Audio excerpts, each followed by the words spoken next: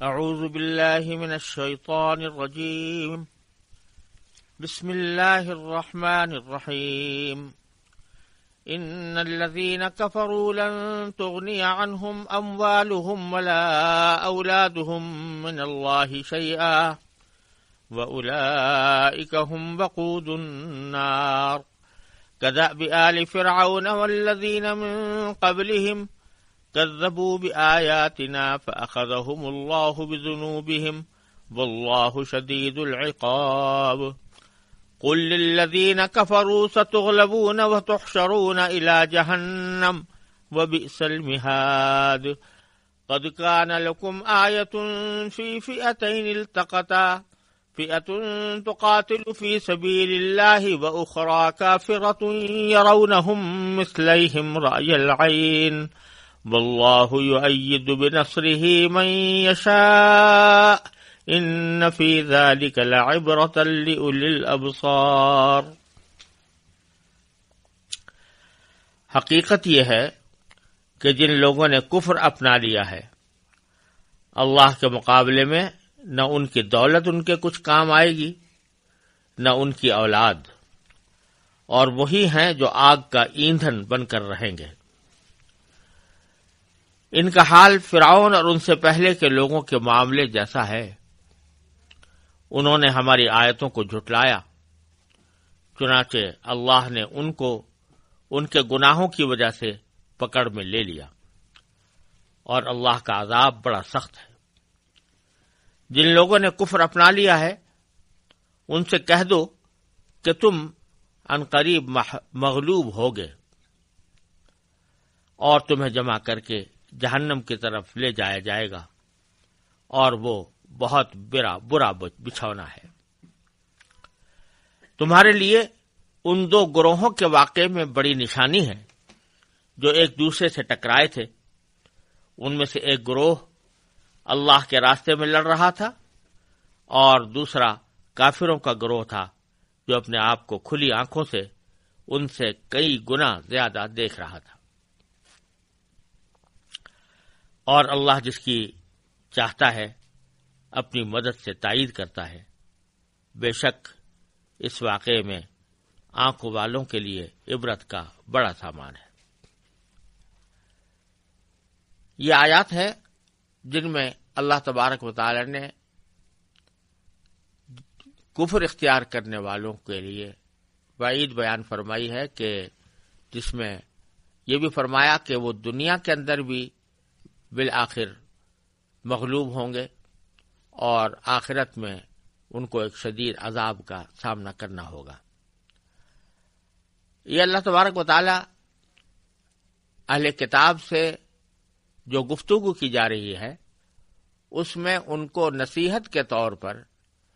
یہ بات کہنی مقصود ہے کہ وہ دنیا کے چند معمولی مفادات کی خاطر حق کے راستے کو چھوڑنے کی حماقت کا ارتکاب نہ کریں، کیونکہ یہ ان کے لیے نقصان دہ ہوگا دنیا میں بھی اور آخرت میں بھی۔ تو پہلی آیت میں یہ فرمایا کہ ان الذین کفروا، وہ لوگ جنہوں نے کفر اپنا لیا ہے، کفر اختیار کر لیا ہے، لن تغنی عنہم اموالہم ولا اولادہم من اللہ شیئا، اللہ کے مقابلے میں نہ ان کی دولت ان کے کچھ کام آئے گی نہ ان کی اولاد۔ یہ بات اس لیے فرمائی جا رہی ہے کہ بعض اوقات انسان کو اسلام لانے سے یا حق کو قبول کرنے سے جو رکاوٹ پیدا ہوتی ہے وہ اس لیے پیدا ہوتی ہے کہ اس کو اندیشہ ہوتا ہے کہ اگر میں اسلام لے آیا تو میری آمدنی کے ذرائع کم ہو جائیں گے، یا میری اولاد مجھ سے خفا ہو جائے گی اور میرا ساتھ نہیں دے گی۔ تو ان اندیشوں کی وجہ سے بعض اوقات انسان اسلام کو قبول کرنے سے یا حق کو اختیار کرنے سے باز رہتا ہے۔ اور ایک روایت میں بھی یہ بات آئی ہے کہ نجران کے عیسائیوں کے جس وفد کا تذکرہ میں نے پہلے کیا تھا اور جو ان آیات کا اصل پس منظر ہے، ان کے بارے میں ایک روایت میں آتا ہے کہ ان میں سے ایک شخص نے اپنے بھائی سے چپکے سے یہ کہا تھا،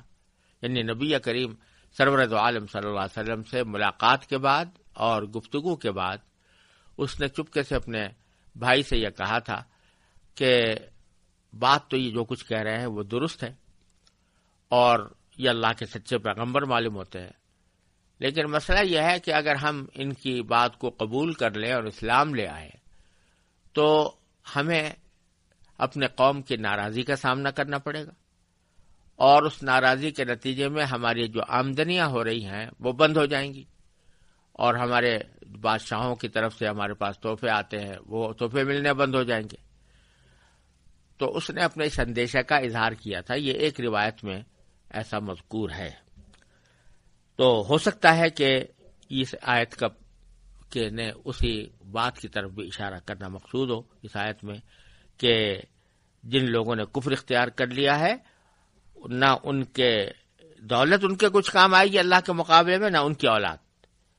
اور پھر آخر میں فرمایا کہ وَأُولَٰئِکَ هُمْ وَقُودُ النَّارِ، وہ ہیں جو آگ کا ایندھن بن کر رہیں گے۔ مطلب یہ کہ ان کو یہ سوچنا چاہیے کہ اگر دنیا کی آمدنی تھوڑی دیر عرصے کے لیے کم بھی ہو جائے یا بند ہو جائے اور لوگ ناراض بھی ہو جائیں تو یہ ایک معمولی اور عارضی قسم کا نقصان ہے، لیکن اگر آخرت کے اندر جہنم کا سامنا کرنا پڑے تو یہ ابدی نقصان ہے، اس کی فکر ان کو زیادہ ہونی چاہیے۔ پھر اللہ تبارک و تعالی یہ فرما رہے ہیں کہ بات صرف اتنی ہی نہیں ہے کہ اگر ان لوگوں نے کفر کو اختیار کر لیا اور حق کو قبول نہ کیا تو صرف یہ بات نہیں ہے کہ آخرت میں ہی ان کو نقصان ہوگا، بلکہ دنیا کے اندر بھی ان کو شکست کا اور ذلت کا سامنا کرنا پڑ سکتا ہے، وہ مغلوب ہو سکتے ہیں۔ کداب آل فرعون، اور پھر اس کی مثال آپ اللہ تعالیٰ نے یہ دی کہ ان کا حال فرعون اور والذین من قبلہم، اور ان سے پہلے کے لوگوں کے معاملے جیسا ہے، یعنی ان کو اس سے عبرت لینی چاہیے کہ انہوں نے بھی ایسا ہی کیا تھا کہ کذبوا بآیاتنا، انہوں نے ہماری آیتوں کو جھٹلایا تھا، فأخذہم اللہ بذنوبہم، چنانچہ اللہ نے ان کو ان کے گناہوں کی وجہ سے پکڑ میں لے لیا، واللہ شدید العقاب، اور اللہ کا عذاب بڑا سخت ہے۔ تو یہ مثال دے دی کہ فرعون جیسا شخص جس نے خدائی کا دعویٰ کر رکھا تھا اور دنیا کی مال و دولت کا بڑا زبردست سرمایہ اس کے پاس موجود تھا، سلطنت اس کی تھی، لوگ اس کو مانتے تھے، لیکن اللہ تعالیٰ کی آیتوں کو جھٹلانے کے نتیجے میں اللہ تبارک و تعالیٰ نے اسے پکڑ میں لیا، اور دنیا ہی کے اندر وہ نہ صرف یہ کہ مغلوب ہوا بلکہ سمندر میں غرق ہوا، جیسا کہ تفصیل آگے قرآن کریم نے خود ہی بیان فرمائی ہے۔ تو ان لوگوں کو بھی یہ سمجھنا چاہیے کہ بات صرف اتنی نہیں ہے کہ اسلام سے انکار کر کے اور حق کو قبول نہ کر کے یہ صرف اپنے لیے جہنم خریدیں گے، بلکہ دنیا کے اندر بھی ان کو مغلوبیت کا سامنا کرنا پڑ سکتا ہے، اور جیسا کہ واقعہ ہوا بھی ہے کہ ان کو مغلوب ہونا پڑا۔ پھر آگے اس بات کو زیادہ وضاحت کے ساتھ اور زیادہ صریح لفظوں میں اللہ تعالیٰ نے بیان فرمایا کہ قل للذین کفروا، جن لوگوں نے کفر اپنا لیا ہے ان سے کہہ دو، یہ رسول کریم صلی اللہ علیہ وسلم سے خطاب ہے، آپ سے فرمایا جا رہا ہے کہ جن لوگوں نے کفر اپنا لیا ہے ان سے کہہ دو کہ ستغلبون، تم عنقریب مغلوب ہوگے، اور یہ فرمایا کہ وَتُحْشَرُونَ إِلَى جہنم، اور تمہیں جمع کر کے جہنم کی طرف لے جایا جائے گا، وَبِئْسَ الْمِہَادُ، اور وہ بہت برا بچھونا ہے۔ یہ جو فرمایا کہ کافروں سے کہا جا رہا ہے کہ تمہیں مغلوب کر لیا جائے گا، یہاں کافر کا لفظ یا جن لوگوں نے کفر اپنا لیا ہے ان کے الفاظ ہر قسم کے کافروں کے لیے ہیں جو اس زمانے میں تھے، خاص طور پر کفار قریش، اور اس کے علاوہ جن کی طرف اس وقت روئے سخن زیادہ ہے وہ یہودی اور نصرانی حضرات ہیں جو مدینہ منورہ کے آس پاس آباد تھے اور نبی کریم صلی اللہ علیہ وسلم کی دعوت کو قبول کرنے سے انکار کر رہے تھے۔ تو ان سے خطاب کر کے رسول کریم صلی اللہ علیہ وسلم کو حکم دیا جا رہا ہے کہ ان سے خطاب کر کے آپ یہ کہہ دیں کہ ان قریب تم مغلوب ہوگے۔ اس کا ایک پس منظر یہ بھی ہے کہ جب مسلمانوں کی قریش کے کافروں سے لڑائی ہوئی تو اور اس میں بدر کے مقام پر ان کو شکست ہوئی تو بعض یہودیوں نے یہ کہا تھا کہ یہ قریش کے لوگ تو کمزور لوگ تھے، ان کے پاس سامان بھی زیادہ نہیں تھا، مال و دولت کے بھی ان کے پاس زیادہ نہیں تھی، اسلحہ بھی زیادہ نہیں تھا، ہم بڑے طاقتور ہیں اور بڑے مالدار ہیں اور بڑے اسلحہ جمع کر سکتے ہیں، لہذا اگر ہم سے کبھی مقابلہ ہوا تو ہمیں یہ لوگ شکست نہیں دے سکیں گے، یعنی مسلمان شکست نہیں دے سکیں گے۔ تو اللہ تبارک و تعالی ان سے خاص طور پر خطاب کر کے فرما رہے ہیں کہ تم نے تو یہ کہہ دیا کہ نہیں شکست دے سکیں گے، لیکن ان قریب تم سب مغلوب ہو گئے۔ چنانچہ آگے متعدد لڑائیوں میں بنو قریظہ، بنو نذیر اور خیبر کے یہودیوں کو مغلوب ہونا پڑا، اور پھر نتیجہ میں بالآخر جو اس نصرانی آباد تھے جزیرہ عرب کے اندر ان کو بھی مغلوب ہونا پڑا۔ تو اس سب کی پیشین گوئی اللہ تعالیٰ فرما رہے ہیں کہ ان سے کہہ دو ان قریب تو مغلوب کر لیا جائے گا، وَتُحْشَرُونَ عَلَى جہنم، اور یہاں تو دنیا میں مغلوب کیا ہی جائے گا، تمہیں پھر بعد میں جہنم میں بھی جمع کر کے لے جایا جائے گا، وہ بھی سلمیحاد، اور وہ بہت برا بچھونا ہے۔ پھر یہ جو فرمایا تھا کہ تمہیں مغلوب کر لیا جائے گا، تو اس کی ایک مثال کے طور پر اللہ تبارک و تعالی نے غزوہ بدر کے کچھ واقعے کی طرف اشارہ فرمایا ہے۔ پہلے میں اس کا ترجمہ آیت کا پڑھتا ہوں، پھر اس کی تفسیر انشاءاللہ تھوڑی سی عرض کروں گا۔ فرمایا کہ قد کان لکم آیۃ فی فئتین، تمہارے لیے ان دو گروہوں کے واقعے میں بڑی نشانی ہے، التقطا، جو ایک دوسرے سے ٹکرائے تھے۔ فئۃ تقاتل فی سبیل اللہ، ان میں سے ایک گروہ تو ایسا تھا جو اللہ کے راستے میں لڑ رہا تھا، یعنی مسلمانوں کا گروہ،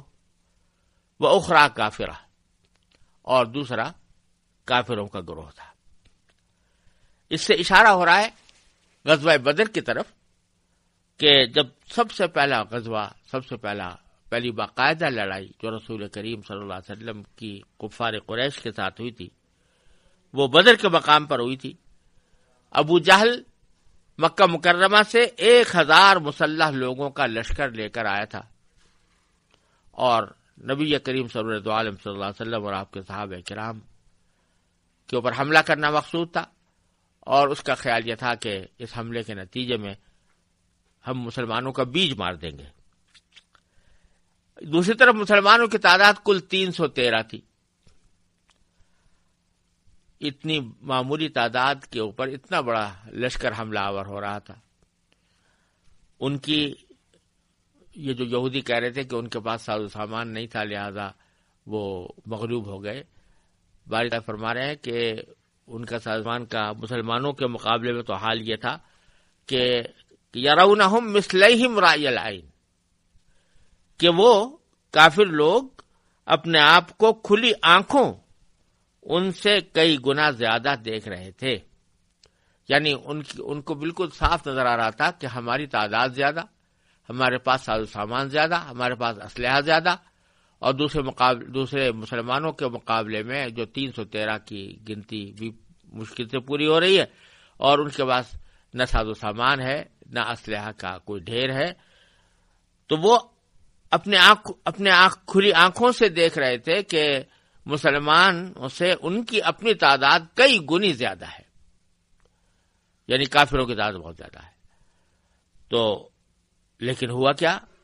کہ آخر میں اللہ تعالیٰ نے ان کی مدد فرمائی، اور 1000 مسلح سورماؤں کا لشکر پسپا ہوا، ان کے 70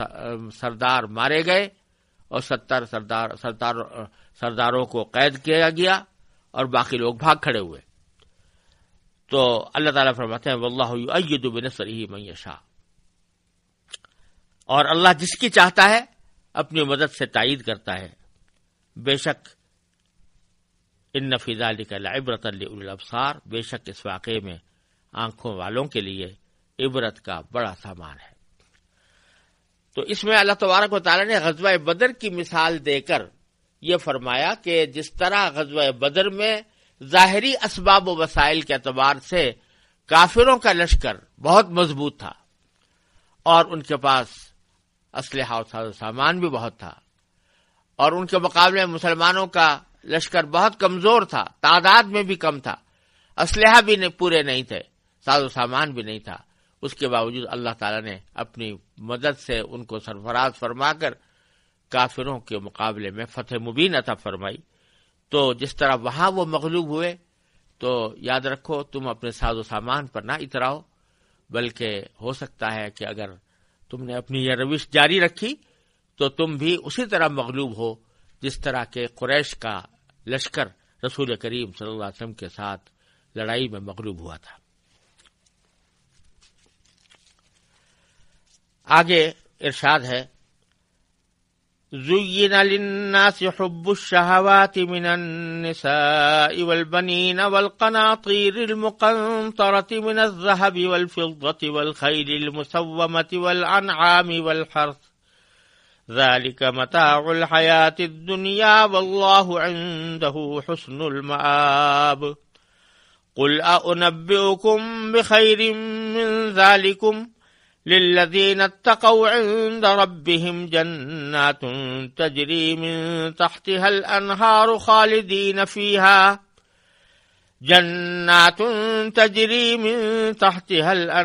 خالدين فيها وأزواج مطهرة ورضوان من الله والله بصير بالعباد الذين يقولون ربنا إننا آمنا فاغفر لنا ذنوبنا وقنا عذاب النار الصابرين والصادقين والقانتين والمنفقين والمستغفرين بالأسحار۔ یعنی لوگوں کے لیے ان چیزوں کی محبت خوشنما بنا دی گئی ہے جو ان کی نفسانی خواہش کے مطابق ہوتی ہیں، یعنی عورتیں، بچے، سونے چاندی کے لگے ہوئے ڈھیر، نشان لگائے ہوئے گھوڑے، چوپائے اور کھیتیاں، یہ سب دنیاوی زندگی کا سامان ہے، لیکن ابدی انجام کا حسن تو صرف اللہ کے پاس ہے۔ کہہ دو، کیا میں تمہیں وہ چیزیں بتاؤں جو ان سب سے کہیں بہتر ہے؟ جو لوگ تقوی اختیار کرتے ہیں ان کے لیے ان کے رب کے پاس وہ باغات ہیں جن کے نیچے نہریں بہتی ہیں، جن میں وہ ہمیشہ رہیں گے، اور پاکیزہ بیویاں ہیں، اور اللہ کی طرف سے خوشنودی ہے، اور تمام بندوں کو اللہ اچھی طرح دیکھ رہا ہے۔ یہ وہ لوگ ہیں جو کہتے ہیں کہ اے ہمارے پروردگار، ہم آپ پر ایمان لے آئے ہیں، اب ہمارے گناہوں کو بخش دیجیے اور ہمیں دوزخ کے عذاب سے بچا دیجیے۔ یہ لوگ بڑے صبر کرنے والے ہیں، سچائی کے خوگر ہیں، عبادت گزار ہیں، اللہ کی خوشنودی کے لیے خرچ کرنے والے ہیں، اور سحری کے اوقات میں استغفار کرتے رہتے ہیں۔ ان آیتوں میں اللہ تبارک و تعالی نے انسان کی اس زبردست باطنی بیماری کا ذکر فرمایا ہے جو انسان کو حق کے قبول کرنے میں رکاوٹ بنتی ہے یا نیکی کا طرز عمل اختیار کرنے میں رکاوٹ بنتی ہے۔ یعنی فرمایا جا رہا ہے کہ جو لوگ کفر کو باقاعدہ اختیار کرتے ہیں اور اسلام کو قبول کرنے سے اعراض کرتے ہیں، باوجود کہ حق ان پر واضح ہو چکا ہوتا ہے، اس کے باوجود وہ حق کو قبول نہیں کرتے، ان کے اس طرز عمل کی بنیادی وجہ یہ ہے کہ ان کے دل میں محبت دنیا کی سمائی ہوئی ہے، دنیاوی ساز و سامان کی سمائی ہوئی ہے۔ ان کے دماغ میں بس یہ بات ہے کہ جو کچھ زندگی ہے وہ یہ بس یہ دنیا کی زندگی ہے، اس میں جو کچھ لذتیں حاصل ہو جائیں، جو کچھ راحتیں مل جائیں، جو دولت مل جائے، بس وہی ہماری زندگی کا اصل مقصود ہے۔ اور یہ لوگ آخرت سے غافل ہیں، غفلت میں پڑے ہوئے ہیں۔ تو اس دنیا کی محبت نے ان کو حق کے قبول کرنے سے اور حق کا طرز عمل اختیار کرنے سے روکا ہوا ہے۔ یہاں دو باتیں قابل ذکر ہیں۔ پہلی بات تو یہ کہ اللہ تبارک و تعالی نے ان آیت میں یہ فرمایا کہ جتنی بھی یہ دنیا کی ساز و سامان، دنیا کی دولتیں ہیں یا لذتیں ہیں یا راحتیں ہیں، ان کی محبت لوگوں کے دلوں میں خوشنما بنا دی گئی ہے۔ کس نے بنائی ہے؟ خود اللہ تعالیٰ نے بنائی ہے۔ یعنی اللہ تعالیٰ نے ہی دلوں میں محبت پیدا کی ہے دنیاوی ساز و سامان کی، عورتوں کی، بچوں کی، سونے چاندی کی، اچھی سواریوں کی، کھیتیوں کی، اور جتنے دنیا کے دولت حاصل کرنے کے ذرائع ہیں ان کی محبت انسان کے دل میں اللہ تعالیٰ نے خود پیدا کی ہے۔ لیکن ساتھ ہی یہ بھی فرمایا جا رہا ہے کہ یہ محبت ہی ہے جو ان کے لیے حق کو قبول کرنے سے رکاوٹ بنی ہوئی ہے۔ دونوں باتوں میں بظاہر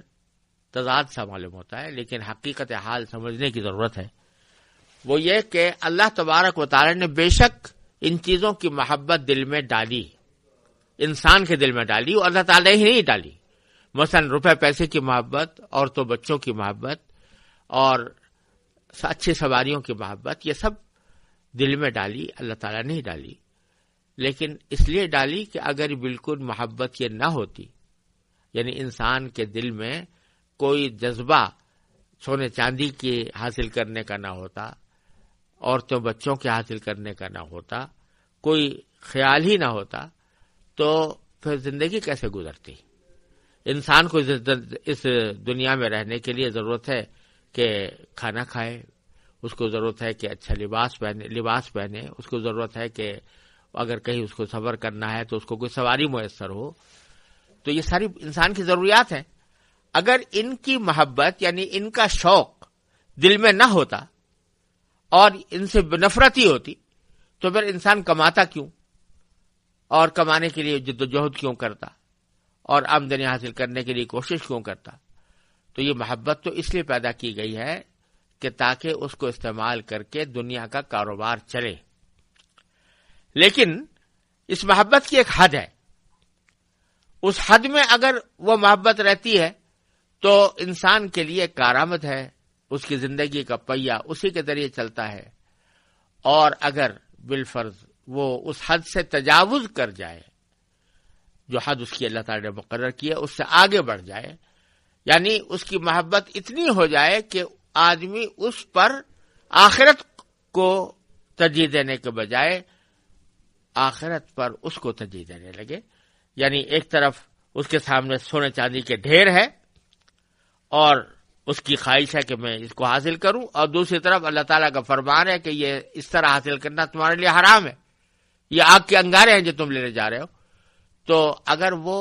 اللہ تعالیٰ کے فرمان پر عمل کر کے اس سونے چاندی کے ڈھیر سے اپنے آپ کو بچا لے ہے تو اس کا معنی یہ کہ محبت حدود میں ہے۔ لیکن اگر وہ سوچتا ہے نہیں جی میں تو یہ سونے چاندی کا ڈھیر حاصل کروں گا، روپے پیسے حاصل کروں گا، چاہے حرام طریقے سے ہو اور اللہ تعالیٰ کو ناراض کر کے ہو، لیکن کروں گا، تو اس کا معنی ہے کہ وہ محبت حد سے متجاوز ہو گئی۔ تو اللہ تعالیٰ فرما رہے ہیں کہ اس محبت کو مزین اور خوشنما تو ہم نے ہی بنایا ہے، لیکن اس لیے بنایا ہے تاکہ تم اس کو حد میں رہ کر استعمال کرو، اور حد سے آگے بڑھ کر اگر استعمال کرو گے تو پھر وہ تمہارے لیے حق کے راستے میں رکاوٹ بن جائے گی، اور تمہارے آئندہ دنیاوی اور اخروی زندگی کے لیے بھی نقصان دہ ہوگی۔ اسی بات کو مولانا رومی رحمۃ اللہ علیہ نے بڑے خوبصورت مثال سے سمجھایا ہے۔ وہ ایک شعر میں فرماتے ہیں کہ آب اندر زیر کشتی پشتی است، آب در کشتی ہلاک کشتی است۔ یعنی فرماتے ہیں کہ انسان کی مثال ایک کشتی کی سی ہے، اور مال و دولت کی مثال پانی کی سی ہے۔ جس طرح کشتی بغیر پانی کے نہیں چل سکتی، اسی طرح انسان بغیر روپے پیسے کے اور دولت کے زندہ نہیں رہ سکتا۔ کھائے گا کہاں سے، پیے گا کہاں سے؟ اس لیے اس کو ضرورت ہے اپنی زندگی گزارنے کے لیے مال دولت کی ضرورت ہے، جس طرح کشتی کو چلنے کے لیے پانی کی ضرورت ہے. لیکن یہ پانی اسی وقت تک کشتی کے لیے فائدہ مند ہے جب تک وہ کشتی کے ارد گرد ہو، سامنے ہو، پیچھے ہو، دائیں ہو، بائیں ہو. اس وقت تک وہ کشتی کو سہارا دیتا ہے، اس کو آگے بڑھاتا ہے، اس کو چلاتا ہے. لیکن اگر یہی پانی آگے پیچھے رہنے کے بجائے اور دائیں بائیں رہنے کے بجائے اوپر آ جائے، کشتی کے اندر داخل ہو جائے، تو وہی پانی جو اس کو چلا رہا تھا اور جو اس کے لیے مفید ثابت ہو رہا تھا، یہ اس کی بربادی کا اور ہلاکت کا سبب بن جاتا ہے. کشتی میں اگر پانی گھس جائے تو کشتی ڈوب جاتی ہے. تو مولانا رومی فرماتے ہیں کہ انسان کی مثال کشتی کی سی ہے اور مال کی مثال پانی کی سی ہے. جب تک یہ مال اور اس کی محبت انسان کے ارد گرد رہے، دائیں بائیں رہے، آگے پیچھے رہے، یعنی ضرورت کے تحت اس کو استعمال کرتا رہے، اس وقت تک وہ اس کے لیے نعمت ہے. لیکن اگر یہ اس کی محبت انسان کے دل میں اتر جائے، دل میں گھر کر جائے، اور دل میں گھر کرنے کا معنی یہ ہے کہ وہ انسان کو اللہ تعالیٰ کی محبت سے، اللہ کے دین کی محبت سے، اللہ تعالیٰ کے احکام کی محبت سے انسان کو غافل کر بیٹھے، تو ایسی صورت میں وہ اس کے لیے اسی طرح تباہی کا سبب بن جاتا ہے جیسا کہ کشتی کے اندر پانی داخل ہونے سے کشتی تباہ ہو جاتی ہے. تو بہرحال ان آیات میں اللہ تبارک و تعالیٰ نے یہ فرمایا کہ یہ جو دلوں میں محبت پڑی ہوئی ہے، عورتوں کی، بچوں کی، سونے چاندی کی، اور خیر المسومہ فرمایا کہ نشان لگائے ہوئے گھوڑے، جو اعلیٰ ترین گھوڑے ہوتے تھے اہل عرب کے ہاں، ان کو خاص نشان لگا دیا جاتا تھا. اس واسطے ان کا ذکر خاص طور پر نشان لگائے ہوئے گھوڑوں کا ذکر فرمایا. والانعام، اور چوپائے اور حرث یعنی کھیتیاں، یہ سب ان کی محبت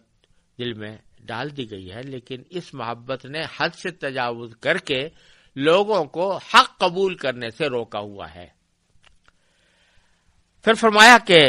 یہ جتنی بھی چیزوں کا ہم نے ذکر کیا، ذالک متاع الحیات الدنیا، یہ سب دنیاوی زندگی کا سامان ہے. یعنی اس سے اشارہ فرما دیا کہ یہ کوئی بذات خود بری چیز نہیں ہے، اور ان کی محبت جو ہم نے دل میں ڈالی ہے وہ کسی غلط فہمی کی وجہ سے نہیں ڈالی، بلکہ یہ دنیاوی زندگی کا سامان ہے. اسی کے ذریعے انسان زندگی گزارتا ہے. ہم نے اس لیے دیا ہے تاکہ وہ زندگی ٹھیک ٹھیک گزار سکے، بشرطے کہ اس کو حدود میں رکھے. لیکن ساتھ ہی اس کو یاد رکھنا چاہیے کہ واللہ عندہ حسن المآب، اور ابدی انجام کا حسن تو صرف اللہ کے پاس ہے. یعنی یہ جو دنیاوی ساز و سامان ہے، بے شک دنیا کے اندر انسان کے لیے کارآمد ہوتا ہے، لیکن ابدی زندگی جو آخرت کی زندگی آنے والی ہے، مرنے کے بعد جو زندگی آنے والی ہے، اس میں جو دولتیں ہیں وہ ہیں اللہ تعالیٰ کی طرف سے خاص نعمت، اور ابد انجام کا حسن انہی کے اندر ہے. پھر آگے اسی کو ذرا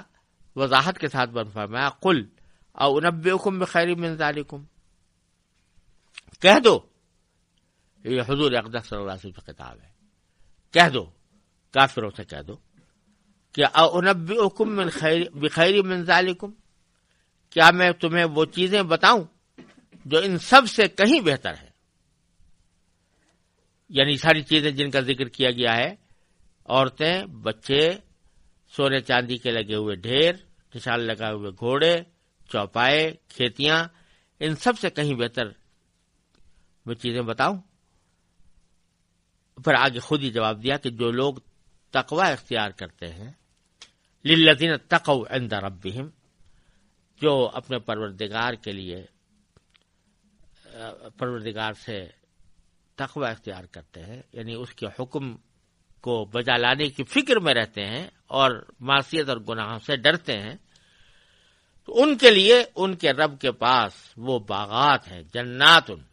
تجری من تحتها الانہار، جن کے نیچے نہریں بہتی ہے، خالدین فیہا، جن میں وہ ہمیشہ رہیں گے، وازواج مطہرہ، اور پاکیزہ بیویاں ہیں، ورضوان من اللہ، اور اللہ کی طرف سے خوشنودی ہے. یعنی تم تو دل لگائے بیٹھے ہو ان دنیا کے چیزوں کی طرف، عورتوں سے، بچوں سے، سونے چاندی کے ڈھیر سے، اور اچھی سواریوں سے اور کھیتی باڑی سے، ان سے دل تم نے لگایا ہوا ہے، حالانکہ یہ سب چیزیں ایسی ہیں کہ عارضی ہیں، کچھ دنوں تک تمہیں فائدہ پہنچائیں گی، پھر تمہارا ساتھ چھوڑ جائیں گی یا تم ان کا ساتھ چھوڑ جاؤ گے۔ اس سے بہتر وہ ابدی زندگی ہے جو متقی لوگوں کو حاصل ہوگی، وہ جنت جس کے نیچے نہریں بہتی ہے، اور پھر اس میں کبھی ان نعمتوں کے ہاتھ سے جانے کا کوئی احتمال بھی نہیں ہوگا، چھننے کا کوئی احتمال نہیں ہوگا، کیونکہ وہ ہمیشہ ہمیشہ یہ لوگ اسی جنتوں میں رہیں گے۔ وہ ازواج مطہرہ، اور وہاں پاکیزہ بیویاں ہوں گی، یعنی یہاں دنیا میں جو ذکر فرمایا تھا کہ عورتوں کی خواہش انسان کو ہوتی ہے، تو اس خواہش کی اعلیٰ ترین تکمیل جو ہے وہ جنت میں ہوگی کہ جہاں پر ان کو پاکیزہ بیوی عطا کی جائیں گی۔ ورضوان من اللہ، اور سب سے بڑھ کر یہ کہ اللہ تعالیٰ کی رضامندی حاصل ہوگی۔ یہاں دنیا کی جو چیزیں بیان کی گئی تھی ان میں سے یہاں پر سونے چاندی کا ذکر نہیں کیا، اس لیے کہ سونے چاندی کی وہاں ضرورت ہی نہیں ہوگی۔ سونے چاندی کی ضرورت انسان کو ہوتی ہے اس کام کے لیے کہ اس سے کوئی چیز خریدے، وہاں تو خریدنے کی نوبت ہی نہیں آئے گی، جو چیز بھی انسان چاہے گا وہ اس کو مل جائے گی، لہذا وہاں سونے چاندی کی ضرورت ہی نہیں۔ اور اسی طرح خیل مسومہ جو فرمایا سواریوں کا ذکر، تو گھوڑوں کا وہاں پر ذکر بے شک ہے، لیکن دنیا کے اندر تو فائدہ مند ہوتے ہیں، آخرت کے اندر کوئی ضرورت نہیں، وہاں پر انسان کو اس سے اعلیٰ درجے کی کہیں بہتر طریقے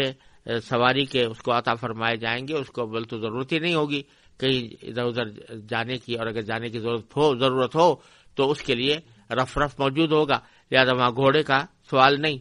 اسی طریقے سے کھیتیوں اور چوپایوں کا کہ انسان کو وہاں پر ضرورت پیش جہاں دنیا میں ضرورت پیش آتی ہے گوشت کاٹ کے کھانے کی، لیکن حقیقت میں آخرت کے اندر اس کو وہاں پر پکا پکایا کھانا اللہ تعالیٰ کی طرف سے فراہم ہوگا، لہذا انعام کی ضرورت نہیں، اور پھر کھیتی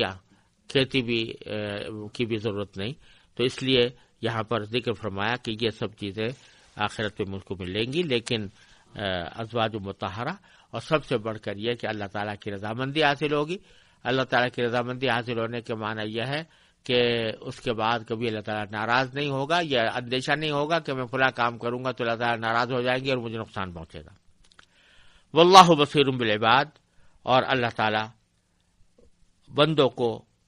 تمام بندوں کو اچھی طرح دیکھ رہا ہے، اور ان بندوں کی خاص طور پر ذکر فرمایا جو اللہ تعالیٰ سے لو لگائے ہوئے ہیں، جو اللہ تعالیٰ سے عبادت کرتے ہیں اور دعائیں کرتے ہیں۔ الذین یقولون، جو یہ کہتے ہیں کہ ربنا اننا آمنا، کہ اے ہمارے پروردگار ہم آپ پر ایمان لے آئے ہیں، فاغفر لنا ذنوبنا، اب ہمارے گناہوں کو بخش دیجئے، وقنا عذاب النار، اور ہمیں دوزخ کے عذاب سے بچا لیجئے۔ اور فرمایا کہ یہ لوگ بڑے صبر کرنے والے ہیں، الصابرین، بڑے صبر کرنے والے ہیں۔ صبر کا لفظ جیسا کہ پہلے بھی عرض کیا جا چکا ہے، یہ اس کے معنی ہے کہ اپنے نفسانی خواہش کے خلاف اپنے آپ کو کسی چیز کے اوپر مجبور کرنا، چاہے وہ کسی عبادت کو ادا کرنے کے لیے ہو، چاہے کسی معصیت سے بچنے کے لیے ہو، چاہے کسی مصیبت پر بے صبری کا مظاہرہ کرنے سے اپنے آپ کو بچانا ہو، یہ سب صورتیں صبر کے اندر داخل ہیں۔ تو اس کی جگہ جگہ اللہ تعالیٰ نے بڑی تعریف فرمائی ہے کہ لوگ بڑے صبر کرنے والے ہیں، والصادقین، سچائی کے خوگر ہیں، والقانتین، عبادت گزار ہے، والمنفقین، اور خرچ کرنے والے ہیں، یعنی اللہ تعالیٰ کی خوشنودی کے لیے خرچ کرنے والے ہیں، والمستغفرین بالاسحار، اور سحری کے اوقات میں استغفار کرنے والے ہیں۔ سحری کے وقت کا خاص طور پر اس لیے ذکر کیا، جیسا کہ سورہ ذاریات میں بھی اللہ تعالیٰ نے فرمایا ہے کہ جو لوگ رات کو جاگتے ہیں اور عبادت میں مصروف رہتے ہیں، لیکن عبادت کرنے کے بعد ان کے دل میں کوئی اس عبادت کے اوپر اطراحت پیدا نہیں ہوتی، بلکہ آخر شب میں سحری کے وقت جب صبح کا وقت ہو رہا ہوتا ہے اس وقت وہ استغفار کرتے ہیں کہ اللہ جو عبادت ہم نے کی ہے وہ ہم اس کا حق ادا نہیں کر سکے، اور اس لیے اس عبادت کو جو بھی ٹوٹی پھوٹی عبادت ہم سے بن پڑی اس کو قبول فرما لیجئے، اور اس میں جو کوتاہیاں ہیں ان کو